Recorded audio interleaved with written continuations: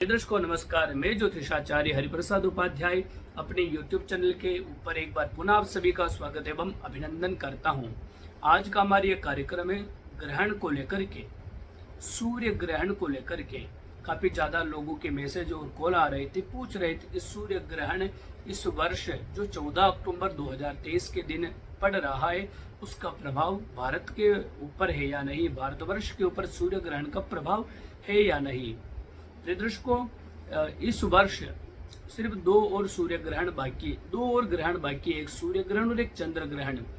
14 अक्टूबर के दिन सूर्य ग्रहण है तो वहीं 28 अक्टूबर के दिन चंद्र ग्रहण रहेगा, यानी कि शरद पूर्णिमा के दिन। अमावस्या के दिन सूर्य ग्रहण होता है तो पूर्णिमा के दिन चंद्र ग्रहण का प्रभाव रहता है। अब प्रिय दर्शकों, सूर्य ग्रहण क्योंकि काफी ज्यादा लोगों के यह प्रश्न था, क्योंकि 14 अक्टूबर के दिन सर्व पितृकारी अमावस्या है। वर्तमान समय में पितृपक्ष चल रहा है और पितृपक्ष के अंदर जो अंतिम तिथि होती है अमावस्या की तिथि, वह सर्व पितृकारी अमावस्या होती है। जो भी हमारे पूर्वज, हमारे पितृ जिनकी तिथि हमको ज्ञात या अज्ञात है, जानते या नहीं जानते, उन सभी के लिए तर्पण मार्जन पिंडदान इत्यादि किए जाते हैं। तो यह प्रश्न था कि ग्रहण काल के अंदर क्या हम तर्पण मार्जन पिंडदान इत्यादि कर सकते हैं या नहीं कर सकते हैं। सूर्य का ग्रहण का प्रभाव भारतवर्ष के अंदर है या नहीं है, इन सभी प्रश्नों को लेकर के लोगों के अंदर भ्रम बना हुआ था। मैं आपको क्लियर कर देना चाहता हूं कि सूर्य ग्रहण 14 अक्टूबर के दिन जरूर है, लेकिन वह पश्चिमी गोलार्ध में है, जिसका प्रभाव पश्चिमी देश में रहने वाले लोगों के ऊपर और पश्चिमी देशों के ऊपर पड़ने वाला है, जैसे अमेरिका, कनाडा, मेक्सिको, ब्राजील इत्यादि जो पश्चिमी गोलार्ध के जो देश है उनके ऊपर सूर्य ग्रहण का प्रभाव पड़ेगा। भारतवर्ष के अंदर ना तो सूर्य ग्रहण रहेगा, ना किसी प्रकार का सूतक रहेगा। इसलिए सूतक नहीं रहेगा, ग्रहण नहीं रहेगा तो पूजा इत्यादि चालू रहती है। और वैसे भी अगर ग्रहण हो भी तो मूर्ति को ग्रहण लगता है, पिंडदान या फिर तर्पण मार्जन करने में कोई बाध्यता नहीं होती है। वैसे तो सूर्य ग्रहण भारत के अंदर प्रभावशाली नहीं है, सूतक नहीं लगेगा, तो निश्चित रूप से आप खुले मन से और प्रेम पूर्वक, श्रद्धा पूर्वक किसी भी तीर्थ में जाकर के या फिर किसी पुण्य नदी के तट पर जाकर के यह कर्म, जैसे कि पिंडदान हो गया, त्रिपिंडी श्राद्ध हो गया, ब्राह्मण भोजन हो गया, संतों के लिए आप भंडारा करवा सकते हैं, गोग्रास दे सकते हैं। क्योंकि अमावस्या के दिन, और इस बार अमावस्या के दिन शनिवार है, और जब शनिवार के दिन कोई अमावस्या आती है तो शनि अमावस्या का अद्भुत संयोग बन जाता है। शनि अमावस्या के दिन किया हुआ कोई भी कर्म होता है, पितृ से संबंधित हो या देव से संबंधित हो, वो कभी निष्फल नहीं जाता है।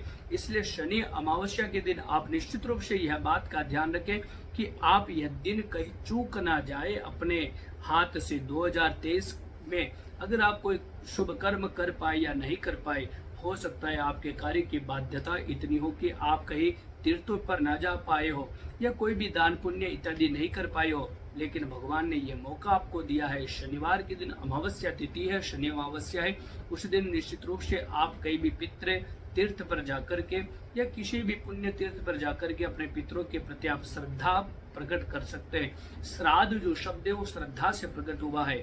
वर्ष के अंदर, पूरे वर्ष के अंदर 15 दिन हमको ऐसे मिलते हैं जो 15 दिन हम हमारे पूर्वजों को प्रसन्न कर सकते हैं। हमारे द्वारा किए हुए शुभ कृत्य हमारे पितरों को पुष्ट करते हैं, और शास्त्र कहते हैं जिनके पितृ प्रसन्न है उनके घर पे आनंद ही आनंद है। किसी भी प्रकार से ना व्यापार में रुकावट आती है या ना वंश वृद्धि में रुकावट आती है, ना जरा व्याधि इत्यादि से आदमी ग्रसित होता है। इसलिए आप इस बात का ध्यान रखें, शनि अमावस्या के दिन आप किसी भी प्रकार के भ्रम में ना रहे कि सूर्य ग्रहण के कारण हम कुछ करें या नहीं करें। लेकिन फिर भी जिन माताओं को यह शंकाएं होते हैं कि हम गर्भवती हैं, हमको नहीं करना, हमको बाहर नहीं निकलना चाहिए, या फिर सूर्य ग्रहण का टाइम क्या है, वैसे तो मैं क्लियर कर चुका हूँ, सूर्य ग्रहण का प्रभाव यहाँ पर बिल्कुल भी नहीं है।